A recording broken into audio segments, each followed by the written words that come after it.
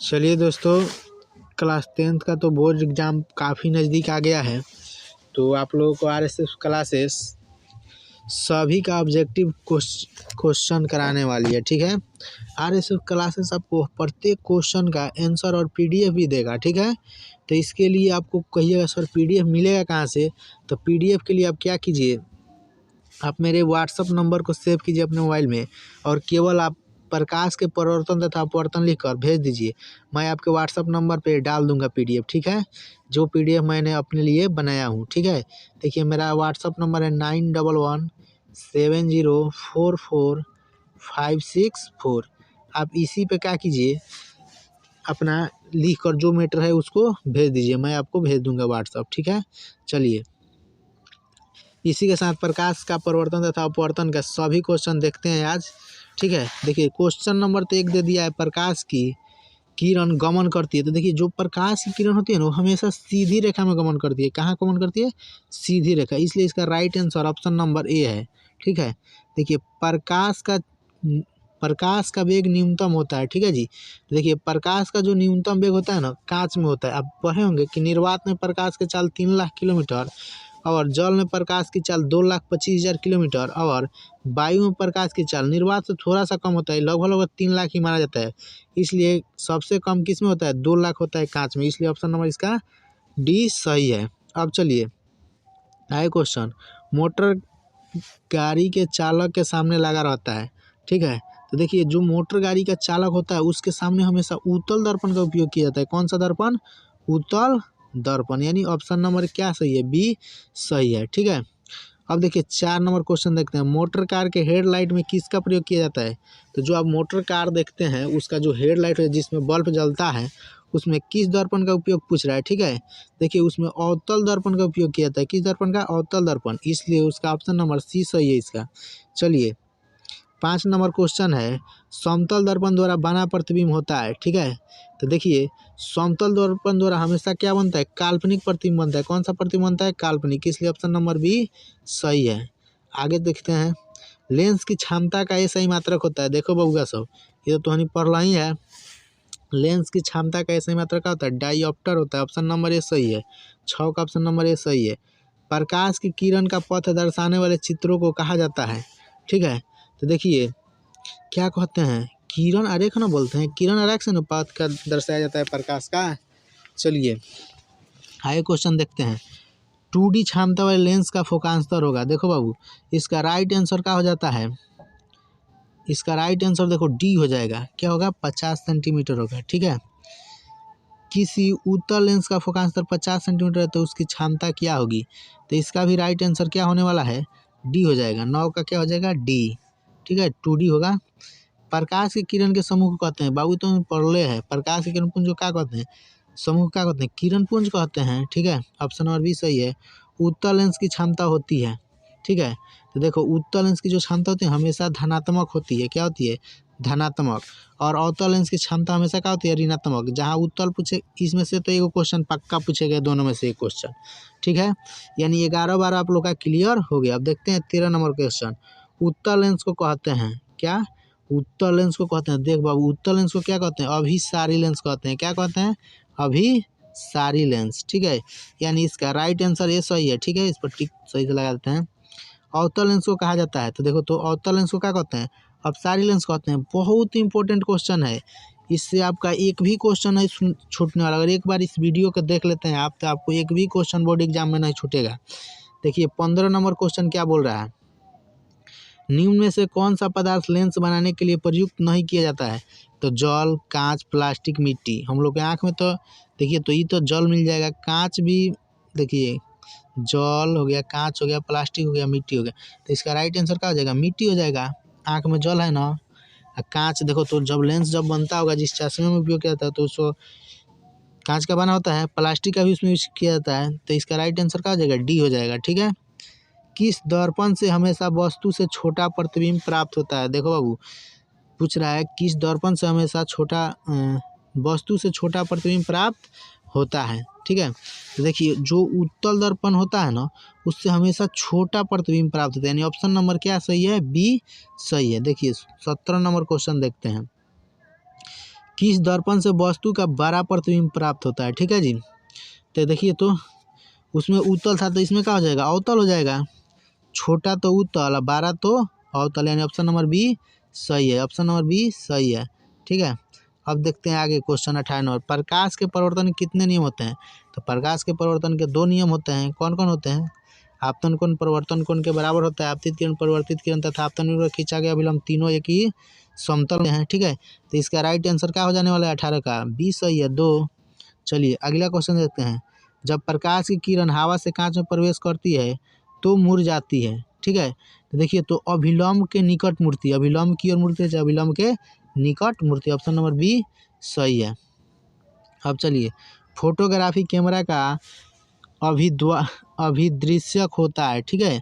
तो देखिए तो इसका राइट आंसर क्या हो जाएगा, उत्तल लेंस। जो फोटो कैमरा होता है उसमें क्या लगा रहता है, उत्तल लेंस लगा रहता है, साइड मिरर के रूप में प्रयुक्त होता है। देखो बाबू साइड मिरर के रूप में हमेशा उत्तल दर्पण का उपयोग किया जाता है। किस दर्पण का उपयोग, उत्तल दर्पण। ऑप्शन नंबर क्या सही है, बी सही है। चलते हैं अगला क्वेश्चन देखते हैं, आपका कितना 20 नंबर तक हो गया, 21 नंबर हो गया कि ना। तो देखते हैं 22 नंबर, एक अवतल दर्पण की फोकस दूरी 10 सेंटीमीटर है तो उसकी वाक्यता त्रिज्या होगी, कितना दिया है, 10 सेंटीमीटर दिया है, ठीक है। कंची दिया है तो फोकस दूरी यानी ये बराबर आपका कितना दिया है यार, यहाँ से क्या दिया है, ये बराबर एक अवतल दर्पण की फोकस यानी ये बराबर कितना दिया है, 10 सेंटीमीटर। क्या पूछ रहा है, उसकी वक्रता त्रिज्या पूछ रहा है, यही ना है। चलो तो देखो तो वक्रता त्रिज्या फोकस दूरी क्या होती है, दुगुनी होती है, यानी चलिए ठीक है, ये बराबर 10 सेंटीमीटर। तो ये बराबर r/2 ना होता है रे चला।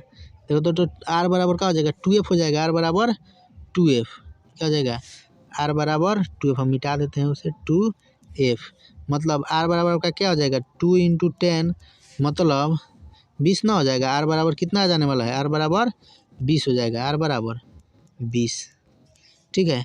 यानी आपका 22 नंबर क्वेश्चन का कितना आंसर सही है, 20 सेंटीमीटर राइट आंसर है, क्या 20 सेंटीमीटर राइट आंसर है। चलिए निर्गत किरण एवं अभिलंब के बीच के कोण को कहते हैं, ठीक है जी। देखिए इसका राइट आंसर क्या हो जाता है, निर्गत किरण और इसका निर्गत कोण बनता है, क्या बनता है, निर्गत कोण, राइट आंसर होता है निर्गत कोण। सरल सूक्ष्मदर्शी में किस का प्रयोग होता है, ठीक है। तो देखिए जो सरल सूक्ष्मदर्शी होता है उसमें उत्तल लेंस का प्रयोग किया जाता है। किसी भी सूक्ष्मदर्शी में किसका उपयोग किया जाता है, उत्तल लेंस का, ठीक है। देखिए किस लेंस के द्वारा सिर्फ काल्पनिक प्रतिबिंब बनता है, ठीक है। तो देखिए कुछ दिया है क्वेश्चन, किस लेंस के द्वारा सिर्फ काल्पनिक प्रतिबिंब बनता है, ठीक है। तो देखिए जो अवतल लेंस होता है ना उसके द्वारा क्या बनता है, हमेशा काल्पनिक प्रतिबिंब बनता है, यानी राइट आंसर बी सही है। परिवर्तन के नियम से निर्धारित होता है, आपतन कोण बराबर परिवर्तन कोण, परिवर्तन कोण बराबर आपतन कोण विचलन का नियम से कोई नहीं। तो देखिए आपतन कोण हमेशा परिवर्तन कोण के बराबर होता है, ठीक है। अब परिवर्तन कोण आपतन कोण के बराबर होता है, ठीक है। यानी ऑप्शन नंबर इसका क्या सही है, बी भी सही है, ए भी सही है, दोनों एक दूसरे के बराबर होता है। इसमें थोड़ा जो सेटर हमारा है वो गलती नहीं किया है, मतलब बेचारा जिसको जिस तरह दिया जाता है उसी तरह सेट करेगा, यानी आप देख लीजिएगा दोनों सही है ऑप्शन, आपको बोर्ड एग्जाम में एक ही कोई आएगा, ठीक है। काल्पनिक प्रतिबिंब होता है, ठीक है। तो देखिए 27 का आपका क्या हो जाएगा, काल्पनिक प्रतिबिंब होता है हमेशा क्या होता है, सीधा होता है। जब आप पढ़िएगा प्रतिबिंब किसे कहते हैं तो उसमें वास्तविक प्रतिबिंब और काल्पनिक प्रतिबिंब पढ़ाया जाता है। तो काल्पनिक प्रतिबिंब हमेशा क्या होता है, सीधा होता है और उससे पर्दे पर प्राप्त नहीं किया जाता है, यानी 27 का ऑप्शन नंबर ए सही है, सीधा, ठीक है। 28 नंबर देखिए, लेंस में मुख्य फोकस की संख्या कितनी होती है, ठीक है। तो जो लेंस होता है उसमें मुख्य फोकस 2 होती है, यानी ऑप्शन नंबर ए सही है। चलिए सर्च लाइट का परावर्तक सतह होता है, ठीक है। तो जो सर्च लाइट होता है उसका परावर्तक सतह देखिए तो अवतल होता है, क्या होता है, अवतल होता है, ठीक है। दाढ़ी बनाने में कौन सा दर्पण उपयोग किया जाए, जो बाबू हजाम के सामने आप लोग केस कटवाते हैं वहाँ पर अवतल दर्पण लगा रहता है, कौन सा दर्पण, अवतल दर्पण, इसलिए ऑप्शन नंबर सी सही है। ठीक है। देखिए एक उत्तल लेंस की क्षमता 1 डायोप्टर है तो उस लेंस की फोकस दूरी होगी, ठीक है। तो देखिए तो इसका ऑप्शन नंबर सी +100 सेंटीमीटर हो जाती है, +100 सेंटीमीटर। किसी गोलीय दर्पण तथा किसी पतले गोलीय लेंस दोनों की फोकस दूरी -15 सेंटीमीटर दर्पण तथा लेंस संभवतः है, ठीक है। चला तो इसका क्या है, दोनों का होगा अवतल होगा, दोनों अवतल, ऑप्शन नंबर ए सही है। प्रकाश के अपवर्तन के कितने नियम होते हैं, तो जितने प्रकाश के परिवर्तन के नियम होते हैं उतने ही प्रकाश के अपवर्तन के भी नियम होते हैं, यहाँ समझने वाला बात है, ठीक है। यानी बी नंबर ऑप्शन आपका क्या है, सही है। अब चलिए देखते हैं कितना 33 हो गया। 34 नंबर क्वेश्चन, किसी माध्यम का अपवर्तनांक का मान होता है, ठीक है। कितना है, किसी माध्यम के अपवर्तनांक का मान होता है, देखिए साइन आई बटे साइन आर, साइन आई बटे साइन आर, यानी ऑप्शन नंबर ए सही है। ये मतलब नहीं है, ऑप्शन नंबर ए सही है। एक उत्तल लेंस होता है, एक उत्तल लेंस होता है, बोला सभी जगह समान मोटाई का, बीच की अपेक्षा किनारा पर मोटा, किनारे की अपेक्षा बीच में मोटा। देखिए उत्तल लेंस का डायग्राम कुछ इस तरह से होता है, देखिए तो इस लेंस का किनारा पतला है और बीच में मोटा है ना, तो इसलिए इसका ऑप्शन नंबर सी सही है। 35 का ऑप्शन नंबर क्या सही है, सी सही है। अवतल लेंस का आवर्धन m बराबर होता है, ठीक है। तो क्या होता है, v/u होता है, v/u, यानी ऑप्शन नंबर डी सही है। गोलीय दर्पण में फोकांतर एवं वक्रता त्रिज्या के बीच संबंध है, ठीक है। तो देखिए तो क्या होता है, F बराबर r/2, ऐसे तो आप लोगों को बताया गया होगा क्लास में जब पढ़े होंगे। तो क्या होता है, F बराबर r/2, लेकिन यहाँ पर देखिए F बराबर कहीं r/2 दिख रहा है, नहीं ना दिख रहा है, तो r बराबर क्या हो जाता है, 2f हो जाता है, यानी 27 का ऑप्शन नंबर ए सही है। कि जब आप 2 को इधर लाएंगे तो इधर r बढ़ जाएगा ना, तो r बराबर 2f हो जाएगा, यानी 37 का ऑप्शन नंबर ए सही है, ठीक है। 38 देखिए, सोलर कुकर में प्रयोग किया जाता है, बोल रहा है सोलर कुकर में प्रयोग किया जाता है, ठीक है। तो देखिए सोलर कुकर में हमेशा किसका प्रयोग करते हैं लोग, अवतल दर्पण का उपयोग करते हैं। चलिए, लेंस में बाना प्रतिबिंब होता है, उत्तल लेंस से बाना प्रतिबिंब होता है। तो देखिए उत्तल लेंस जो प्रतिबिंब बनाता है वास्तविक और उल्टा बनाता है, क्या, वास्तविक और उल्टा। उत्तल लेंस में जब बीम f और 2f के बीच रहता है तब बाना प्रतिबिंब, जो उत्तल लेंस होता है उसकी f और 2f के बीच किसी वस्तु को रख दिया जाता है तब प्रतिबिंब 12 और वास्तविक बनता है, क्या बनता है, 12 और वास्तविक, इसलिए ऑप्शन नंबर ए सही है, ऑप्शन नंबर ए सही है। दो वक्रीय पृष्ठों से घिरे ठोस माध्यम को कहते हैं, ठीक है। तो देखिए बोल रहा है दो वक्रीय पृष्ठों से घिरे ठोस माध्यम को कहते हैं, तो वो जो किसे कहते हैं, तो गोलीय लेंस जो होता है ना, गोलीय लेंस क्या होता है, दो वक्र पृष्ठों से घिरा रहता है, कुछ इस तरह से होता है, भले आप लोग बना लेते हैं कि यहाँ से इधर छटता है कि यहाँ से इधर, यानी ऑप्शन नंबर सी सही है। वह गोलीय दर्पण जो बाहर की तरफ की वक्रित हो कहलाता है, ठीक है। तो देखिए बाहर से जब क्या किया जाए, गोलीय दर्पण को वक्रित कर दिया जाए तो उत्तल दर्पण ही कहलाता है, ठीक है, ऑप्शन नंबर सी सही है। गोलीय दर्पण के परावर्तक पृष्ठ के केंद्र को दर्पण का कहा जाता है, ठीक है। तो देखिए परावर्तक पृष्ठ के केंद्र को दर्पण का कहा जाता है, ठीक है। तो हमेशा क्या कहा जाता है, ध्रुव कहा जाता है, यानी ऑप्शन नंबर क्या सही है, ऑप्शन नंबर बी सही है। किस लेंस द्वारा उत्पन्न आवर्धन का सही मात्रक क्या होगा, किसी लेंस द्वारा उत्पन्न आवर्धन का ये सही मात्रक क्या होगा, ठीक है जी। तो इसका आंसर हो जाता है मात्रकहीन, क्या होता है, मात्रकहीन, इसलिए ऑप्शन नंबर डी सही है। लेंस के केंद्रीय बिंदु को कहते हैं, ठीक है, लेंस के केंद्रीय बिंदु को कहते हैं, तो क्या कहते हैं, प्रकाश केंद्र कहते हैं, इसलिए ऑप्शन नंबर बी सही है। अब चलिए, किसी शब्दकोश में पाए गए छोटे अक्षरों को पढ़ते समय आप निम्न में से कौन से लेंस पसंद करेंगे, ठीक है जी। तो देखना आप लोग घर पर जो चाचा दादा होंगे वो काफ़ी क्या होंगे, बूढ़े हो गए होंगे तो क्या करते हैं 5 सेंटीमीटर फोकस दूरी के उत्तल लेंस का प्रयोग करते हैं, जिससे साफ साफ अक्षर दिखाई पड़ता है। ठीक है, इनमें से कौन दर्पण का सूत्र है? तो देखो बाबू 1/v + 1/u = 1/f। ये जो है ऑप्शन नंबर ए में है, तो इसलिए ऑप्शन नंबर ए सही है। चलिए, गोलीय दर्पण का वक्रता केंद्र को किस अक्ष से निरूपित किया जाता है? गोलीय दर्पण का वक्रता केंद्र को किस अक्ष लिखा है? ठीक है, यहाँ अक्षर होगा, क्या होगा? अक्षर होगा। आप लोग लिख सकते हैं अक्षर। किस अक्षर से निरूपित किया जाता है? तो जो गोलीय दर्पण की वक्रता केंद्र होता है उसको ओ से डिनोट किया जाता है, इसलिए ऑप्शन नंबर सी सही है। 48 का। चलिए, निर्वात में प्रकाश का चाल होता है, तो निर्वात में प्रकाश का चाल 3 लाख किलोमीटर प्रति सेकंड होता है, इसलिए ऑप्शन नंबर ए सही है। 49 का ऑप्शन नंबर ए सही है।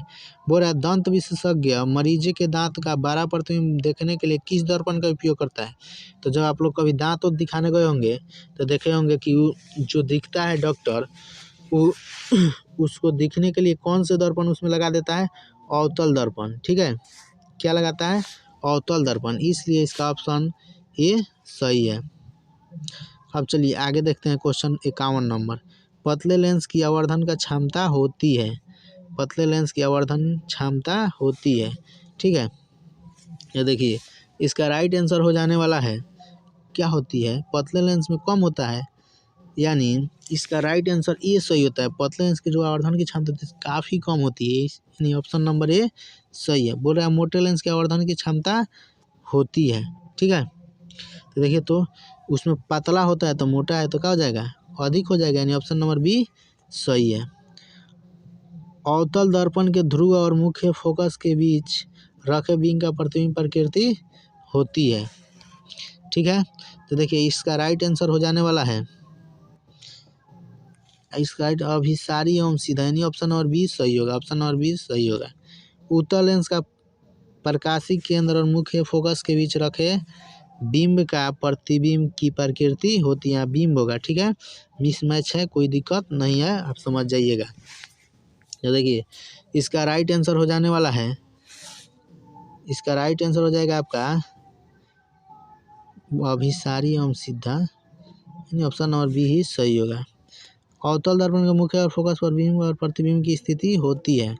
देखिए 55 जो है ना, उसका मध्य बिंदु होता है आंसर, यानी ऑप्शन नंबर बी सही है।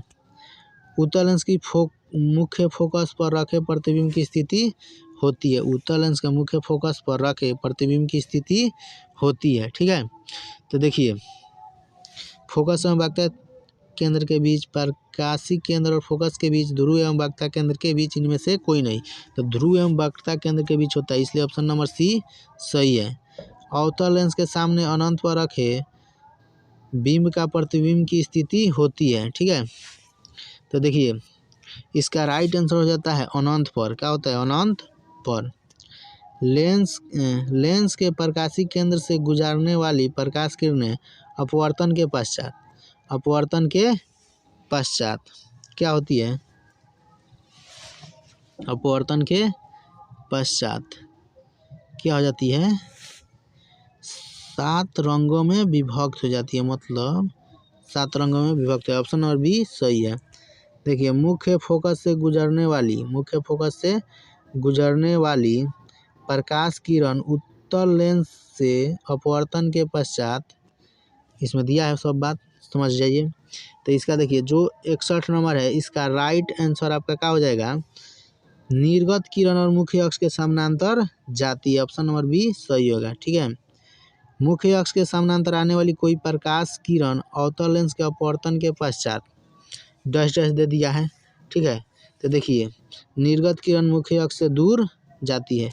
61 और 62 क्वेश्चन आप ठीक से पढ़ लीजिएगा। ठीक है, यदि इसका पूरा PDF चाहिए तो आप मेरे WhatsApp नंबर पे क्या कीजिए, सेट कर नंबर मेरा और लिख दीजिए प्रकाश के परिवर्तन तथा अपवर्तन के PDF, मैं आपको डाल दूंगा। इस पर कॉल नहीं करना है, इस पर केवल इतना ही बात लिखना है आपको, ऑटोमेटिक PDF चल जाएगा। ठीक है, चलिए जय हिंद। इसी के साथ ये चैप्टर समाप्त हो जाए। बोर्ड एग्जाम के लिए बहुत इंपॉर्टेंट सभी क्वेश्चन है, बहुत मेहनत से इस क्वेश्चन को सेट किया गया है। ठीक है। चलिए आज के लिए इतना ही काफ़ी है। जय हिंद।